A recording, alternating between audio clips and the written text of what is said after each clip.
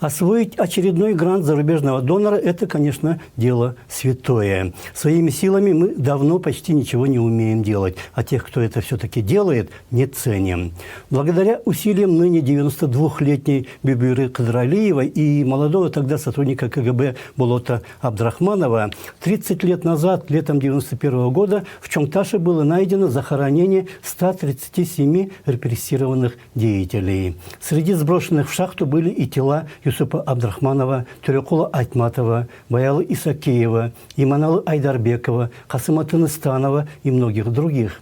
Основываясь на данные Кадралиевой и Абдрахманова, а также сама добыв многое, Регина Хилимская написала и выпустила в 1994 году книгу «Тайна Чонгташа». Но кто это оценил?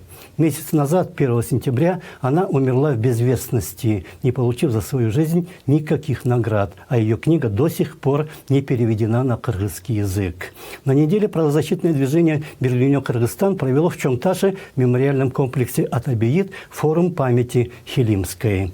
Но еще хуже то, что кроме захоронения в Чонгташе за 30 лет не открыто ни одно другое. Хотя расстреливали и закапывали людей в 30-е годы тысячами.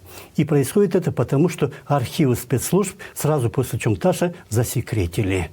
Надо открыть архивы. Когда в 1991 году находили останки, открыли архивы, и там же документальное подтверждение нашли же, да? Вблиз города Фрунзе 20 километров в урочище Чонгташ захоронено 137 человек. Да. И все фамилии. Вот правильно, надо открыть архивы, и вот тогда и узнаем другие места захоронения. Где-то документы должны же быть фиксированы, где-то где похоронено, где что.